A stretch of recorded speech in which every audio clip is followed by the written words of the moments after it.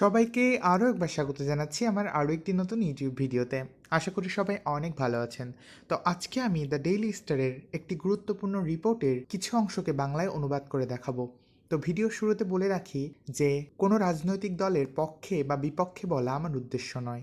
আমার একমাত্র উদ্দেশ্য হলো বিভিন্ন ইংলিশ সেন্টেন্সকে বাংলায় অনুবাদ করে আপনাদের সামনে উপস্থাপন করা। তাহলে চলুন আজকের ভিডিওটি শুরু করা যাক। এখানে বলছে 30 NCP leaders urge Nahid Islam not to form alliance with Jamaat. ভেঙে বললে 30 এনসিপি লিডার্স 30 জন এনসিপি নেতা আর্জ মানে আহ্বান জানায় কাকে? নাহিদ ইসলাম অর্থাৎ নাহিদ ইসলামকে। তাহলে 30 জন এনসিপি নেতা নাহিদ ইসলামকে আহ্বান জানায় নট টু ফর্ম গঠন না করতে, ফর্ম মানে গঠন করা, তাহলে নট টু ফর্ম গঠন না করতে, অ্যালায়েন্স মানে জোট, তাহলে জোট গঠন না করতে উইথ জামাত মানে জামাতের সাথে। তাহলে বাংলায় বললে এমন হচ্ছে যে 30 জন এনসিপি নেতা নাহিদ ইসলামকে আহ্বান জানায় জামাতের সাথে জোট গঠন না করতে। আশা করি বুঝতে পেরেছেন। নেক্সট এখানে বলছে joining Jamaat for a few seats could erode trust among supporters they say.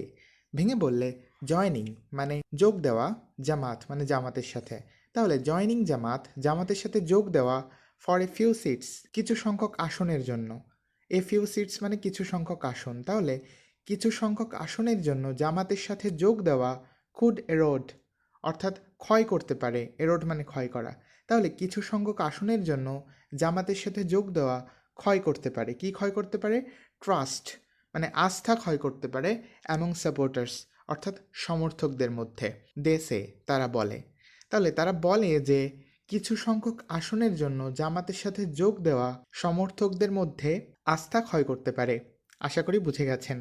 Next এখানে বলছে 30 leaders of the national citizen party NCP have written to party convener Nahid Islam urging him not to form any political alliance with Jamaat Islam, citing the organization's controversial historical role and recent decisive actions. ভেঙে বললে 30 leaders অর্থাৎ 30 জন নেতা of the national citizen party অর্থাৎ জাতীয় নাগরিক পার্টির, সংক্ষেপে NCP. তাহলে এনসিপির 30 জন নেতা হ্যাভ রিটেন মানে লিখেছে, এখানে মূলত চিঠি লেখার কথা বোঝানো হচ্ছে। তাহলে 30 জন এনসিপি নেতা লিখেছে, কাকে লিখেছে? টু পার্টি কনভেনার অর্থাৎ দলটির আহ্বায়ক নাহিদ ইসলাম অর্থাৎ নাহিদ ইসলামের কাছে। তাহলে 30 জন এনসিপি নেতা দলটির আহ্বায়ক নাহিদ ইসলামের কাছে লিখেছে বা চিঠি লিখেছে, আর্জিং মানে আহ্বান জানিয়ে, হিম মানে তাকে। তাহলে তাকে আহ্বান জানিয়ে লিখেছে নট টু ফর্ম গঠন না করতে এনি পলিটিক্যাল অ্যালায়েন্স কোনো ধরনের রাজনৈতিক জোট উইথ জামাতি ইসলাম অর্থাৎ জামাতি ইসলামের সাথে। তাহলে জামাতি ইসলামের সাথে কোনো ধরনের রাজনৈতিক জোট গঠন না করতে নাহিদ ইসলামকে আহ্বান জানিয়ে তারা লিখেছে। এখানে বলছে সাইটিং এবং উল্লেখ করে, কি উল্লেখ করে? The organization's controversial historical role. Organization মানে সংস্থা, তাহলে অর্গানাইজেশনস অর্থাৎ সংস্থাটির কন্ট্রোভার্সিয়াল অর্থাৎ বিতর্কিত, হিস্টোরিক্যাল রোল অর্থাৎ ঐতিহাসিক ভূমিকা। তাহলে সংস্থাটির, সংস্থা বলতে এখানে জামাতকে বোঝানো হচ্ছে, তাহলে সংস্থাটির বিতর্কিত ঐতিহাসিক ভূমিকা কথা উল্লেখ করে, এবং কি উল্লেখ করে? অ্যান্ড রিসেন্ট ডিসাইসিভ অ্যাকশনস অর্থাৎ সাম্প্রতিক বিভাজনমূলক কর্মকাণ্ডের কথা উল্লেখ করে। ডিসাইসিভ মানে বিভাজনমূলক, তাহলে রিসেন্ট ডিসাইসিভ অ্যাকশনস অর্থাৎ সাম্প্রতিক বিভাজনমূলক কর্মকাণ্ডের কথাও উল্লেখ করে।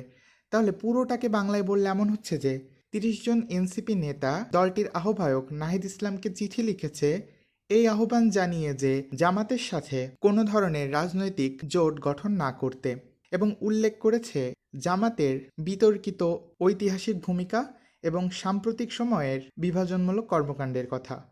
তাহলে আশা করি আপনারা বুঝতে পেরেছেন। নেক্সট এখানে বলছে the memorandum expresses strong objection to possible seat sharing or coalition talks with Jamaat, said NCP joint secretary Mushfiqus Salehin. ভেঙে বললে দ্য মেমোরেন্ডাম, মেমোরেন্ডাম শব্দের অর্থ হচ্ছে স্মারকলিপি। তাহলে দ্য মেমোরেন্ডাম এক্সপ্রেসেস স্মারকলিপিটি প্রকাশ করে, এক্সপ্রেস মানে প্রকাশ করা, তাহলে স্মারকলিপিটি প্রকাশ করে স্ট্রং অবজেকশন অর্থাৎ কঠোর আপত্তি। স্মারকলিপিটি কঠোর আপত্তির কথা প্রকাশ করে কোন ক্ষেত্রে? টু পসিবল সিট শেয়ারিং সম্ভাব্য আসন ভাগাভাগির ক্ষেত্রে, অথবা কোয়ালিশন টক্স অর্থাৎ জোট সম্পর্কিত আলোচনার উইথ জামাত অর্থাৎ জামাতের সাথে। সেইড মানে বলেছেন, কে বলেছেন? এনসিপি জয়েন্ট সেক্রেটারি অর্থাৎ এনসিপির যুগ্ম সাধারণ সম্পাদক মুশফিকুস সালেহিন ব্যক্তির নাম। তাহলে পুরোটাকে বাংলায় বললে এমন হচ্ছে যে এনসিপির যুগ্ম সাধারণ সম্পাদক মুশফিকুস সালেহিন বলেছেন যে স্মারকলিপিটি জামাতের সাথে সম্ভাব্য আসন ভাগাভাগি অথবা জোট সম্পর্কিত আলোচনার ক্ষেত্রে কঠোর আপত্তি প্রকাশ করে। আশা করি আপনারা বুঝে গেছেন। নেক্সট এখানে বলছে দ্য লিডার্স হাইলাইটেড জামাত's stance during the 1971 Liberation War, including opposition to independence and alleged collaboration in genocide, which they said fundamentally conflict with Bangladesh's democratic values and NCP's principles. ভেঙে বললে দ্য লিডার্স অর্থাৎ নেতারা highlighted মানে উল্লেখ করেছেন, নেতারা উল্লেখ করেছেন জামাতস স্ট্যান্স অর্থাৎ জামাতের অবস্থানের কথা। নেতারা জামাতের অবস্থানের কথা উল্লেখ করেছেন কখনকার? ডিউরিং দ্য 1971 লিবারেশন ওয়ার অর্থাৎ 1971 সালের মুক্তিযুদ্ধের সময়। তাহলে 1971 সালের মুক্তিযুদ্ধের সময়ে জামাতের অবস্থানের কথা নেতারা উল্লেখ করেছেন। ইনক্লুডিং সে অবস্থানগুলো কী ছিল এখন সেগুলোই বলবে। ইনক্লুডিং সেগুলোর মধ্যে রয়েছে অপোজিশন টু ইন্ডিপেন্ডেন্স অর্থাৎ স্বাধীনতার বিরোধিতা, অপোজিশন মানে বিরোধিতা আর টু ইন্ডিপেন্ডেন্স মানে স্বাধীনতার, তাহলে স্বাধীনতার বিরোধিতা, অ্যান্ড এবং অ্যালেজড মানে অভিযোগ, কোলাবোরেশন মানে সম্পৃক্ততা, ইন জেনোসাইড অর্থাৎ গণহত্যায়, তাহলে গণহত্যায় সম্পৃক্ততার অভিযোগ। হুইচ দে সেইড যেমনটি তারা বলেছেন ফান্ডামেন্টালি কনফ্লিক্ট অর্থাৎ মৌলিকভাবে সাংঘর্ষিক, ফান্ডামেন্টালি মানে মৌলিকভাবে আর কনফ্লিক্ট মানে সাংঘর্ষিক, তাহলে যেমনটি তারা বলেছেন যে সেগুলো মৌলিকভাবে সাংঘর্ষিক উইথ বাংলাদেশের ডেমোক্রেটিক ভ্যালুস অর্থাৎ বাংলাদেশের গণতান্ত্রিক মূল্যবোধের সাথে মৌলিকভাবে সাংঘর্ষিক, অ্যান্ড এবং এনসিপিস প্রিন্সিপালস এবং এনসিপির নীতির সাথেও সেগুলো মৌলিকভাবে সাংঘর্ষিক। তাহলে পুরোটাকে বাংলায় বললে এমন হচ্ছে যে নেতারা 1971 সালের মুক্তিযুদ্ধের সময়ে জামাতের অবস্থানের কথা উল্লেখ করেছেন, সেগুলোর মধ্যে রয়েছে স্বাধীনতার বিরোধিতা এবং গণহত্যায় সম্পৃক্ততার অভিযোগ।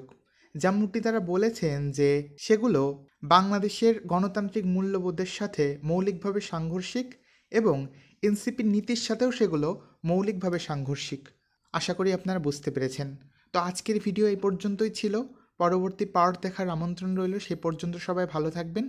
যদি আমার ভিডিওটি ভালো লাগে অবশ্যই একটি লাইক করবেন, কমেন্টে কোনো মন্তব্য থাকলে সেটি জানাবেন এবং আমার চ্যানেলটিকে সাবস্ক্রাইব করতে একদমই ভুল করবেন না।